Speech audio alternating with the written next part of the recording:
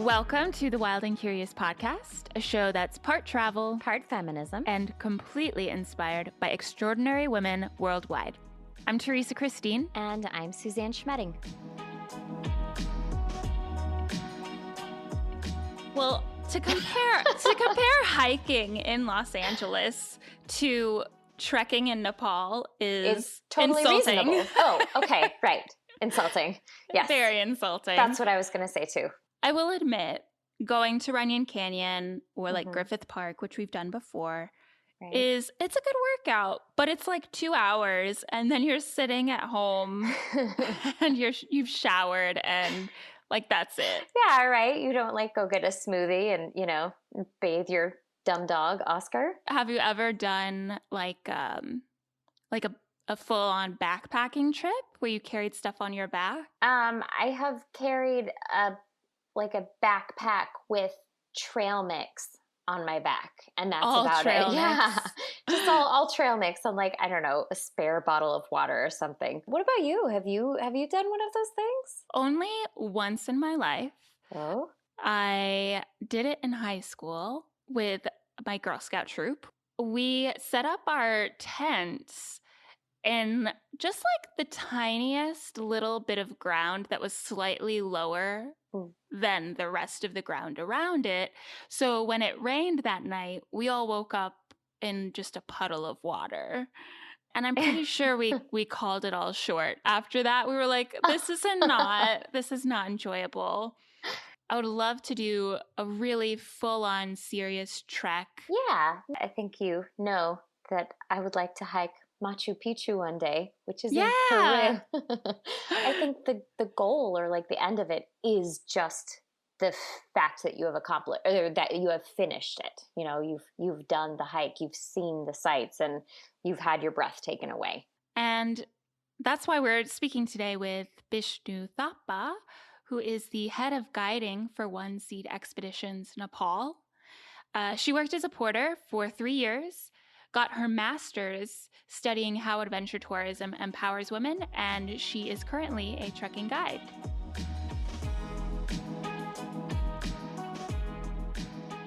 Yeah, usually it's depend when we are in trekking as a guide. We usually do we take to climb in the mountain, and every day we do we give the trekking briefing every day, and then we share our the history, culture, religion, whatever the clients would like to know. And same time as a guide I have to prepare for handle the emergency situation, and we have to give the suggestion to client about the mountain sickness and the safety, and also of course listen to the client, what clients are saying, and then also prepare if clients get sick, what to do, and such things like that. So always we listen to the client, and then and I do prepare accordingly. And so much of that must be also weather and taking into account what that is like, right? Yeah, so of course we always usually inform before trekking start, especially at night, what is the weather look like, and what sort of clothes they have to wear, and what sort of the safety they have to concern about, and then everything what sort of things they need for next day.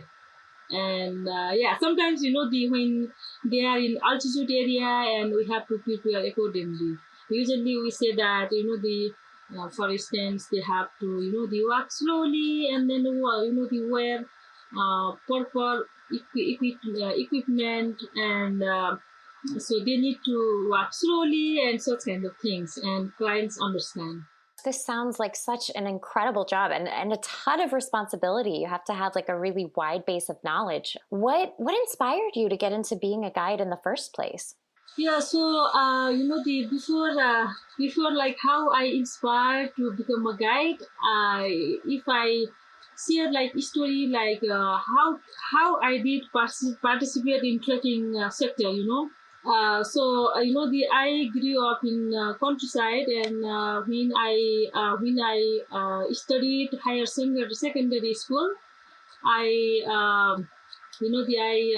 I get the scholarship for 2 years from the Peace Corps volunteer office.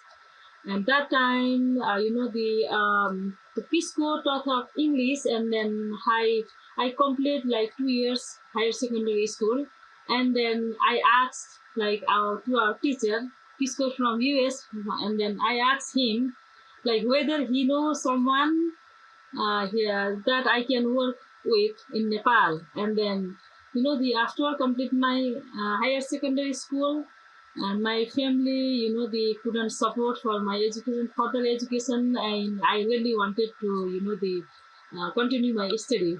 And then my teacher, he know about the some trekking company and training center in Pokhara called Three Sister, and I contact with them, and then they said I understand everything, but that time like I didn't know what is trekking, what is job look like, and then what is training look like, and I was not sure like after training like I could get a job or not, and I talk everything with the three sister through the telephone, and because there was no internet access in my hometown.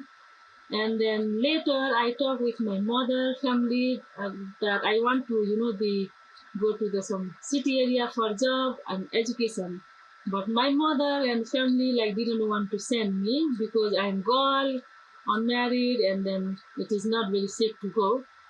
And I tried to convince her, but she said not. But later I decided myself, and then I went to Pokhara, and then I stayed with the three sister hostel, and I took a training about the trekking from there, and then I decided, and then okay, I think I like the this job, and I got trekking also, and that I how I started trekking, and the before I went trekking, I mean I took a training, but I didn't know like what is trekking look like and what is this job about.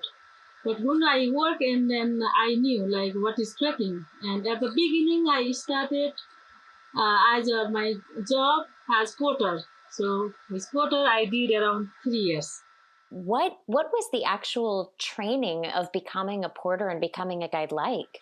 So at the beginning, the training is taught about the trekking information, tourism, environment, flora and fauna, map reading, and talking with the client, English speaking, because they usually who study at government school like me, so we have very poor they speaking English.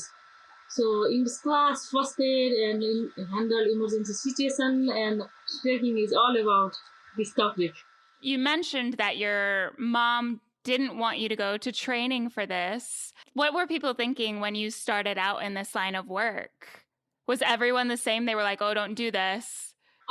Yes, it's depend. Like the especially the Nepal is a male-dominated society, and the especially at beginning, especially in countryside, for women it is like the not good to leave the home. I mean traditional norms and value guided in the society, and then even my family sometimes say okay, but they don't understand what is job look like. But if they say okay, sometimes our neighbor and the society they think negatively.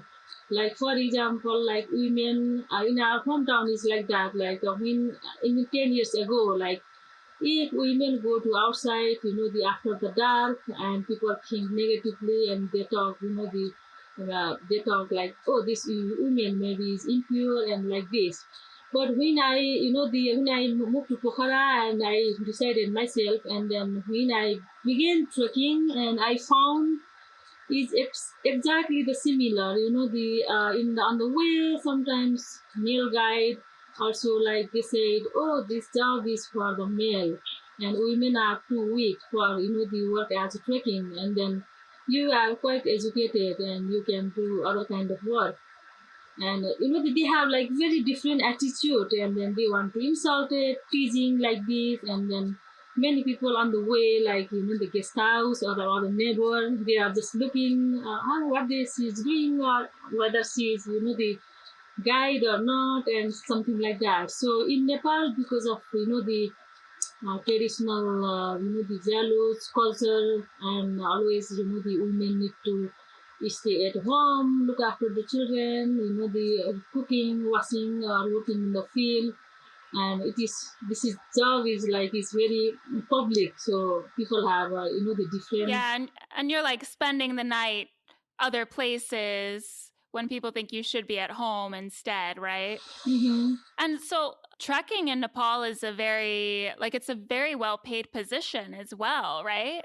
Yeah, so the after the trekking, yes, trekking is very safe for the women, and then it is not it's difficult. I mean, difficult in terms of like stay in the guest house or whatever, because we have to we get a room somewhere in the separate place, and then if there is full, sometimes we share a room with the the same gender in the same room. I mean, it just the perception, and then because of this, the patriarchal society, and then because of the women and people things like that. Are people changing their attitudes a little bit, and are they kind of embracing female trekking guides a little bit more now?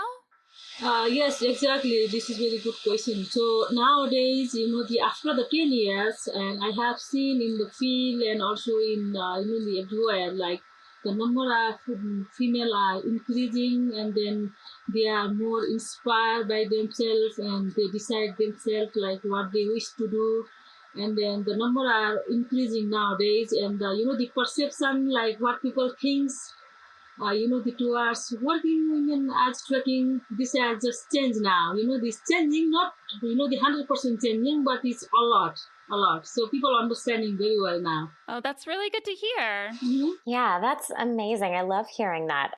Do you find that the women who have become involved in becoming this, this female company who's doing porting and trekking, do you find that has created this, I don't know, I guess like a special community of people who are bonding against this kind of patriarchal society? Yeah, so it's still now like in Nepal, like well-known women trekking company run by three sisters at Pokhara. They usually train to female guide and send the trekking to female, and also now the OneSeed where I work now. OneSeed also they give the opportunity, and it's not they provide the job, but there is not any restriction, but still like people they don't offer like there is job for the women. I mean, still they they are hesitate to give, not all company, but some companies so hesitate, so it is quite difficult for the women. Yeah, so how can, as a traveler, how can you put your money towards female trekking guides? Can you request them? Or obviously, OneSeed Expeditions has you. So, like, how can travelers put their money towards getting more female guides? It's depend on, like, for example, like OneSeed is in very safe, and OneSeed is doing like not for the female, but OneSeed is supporting for the anyway women. The entrepreneurs through the microfinance. So clients like OneSeed, or the three sister in Pokhara, and they organize the training, and then clients will know like the understanding like whether we operate training or not, and then how can this money go to the women. So so usually the for the free training, and then so through the training they get inspired. So clients know when they ask the question to the operator, or when they check to the website, and they will know. What do you think the future holds for women who want to become trekking guides? I hope like it is very it is very bright future for the women, and also the safe for the especially women traveler. So if women get the continue the inspire, if they get education, and also the same times if they get the opportunity, and women will be the more involved. And if women involved, and sometimes the female traveler especially, who they are checking to the they find to female guide and they can get it. So it means always it is always very safe to take a female guide, for especially for the solo traveler. It's the safety reason. And I think if the women get like training and opportunity, and definitely it is positive.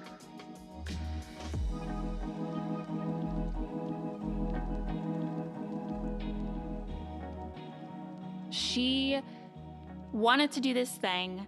Her mom was like, I don't know. And society was like, I don't know. Like, But she did it. She was talking about how she had to know so much about the weather and the landscape, and like, really take care of the medical needs of her clients. And it's just like, you got rained on as a Girl Scout. And and I was like, me. Yeah, you cut it short. And she's just, she's up there, and that's not an option. Her clients are like, let's do this. Right. And so she has to do everything in her power to make sure that they're safe and that they get there. And it's a good point you brought up too, about how, just the amount of knowledge that she has. Even if you were to just walk around like Kathmandu with her, I feel like she would have so much interesting information to give you. Oh yeah, she's she's born in Nepal. She knows the country. She's been trekking. She worked as a porter first. She's so cool. She is. And I found that Nepali Times article. It is from November of 2019, and it says that over of the total 17,164 licensed guides in the country, only 886 are female. Oh my God. But their numbers are growing faster than male guides, which is very cool. And I will put that source in the show notes. I would like to talk to all 886 of them, please. Well, we've got one down. Okay, great. Great. 885 to go. If you are as interested as I am in trekking Nepal with Bishnu or one of the other extraordinary guides from OneSeed Expeditions, check out OneSeedExpeditions.com. And if you are thinking of booking an expedition in Nepal, Bishnu gave us the hot tip that Annapurna is her favorite. She said that you can see so much in even a short trek, and it's not too high, unlike Everest, so it's great for people like us. Yeah.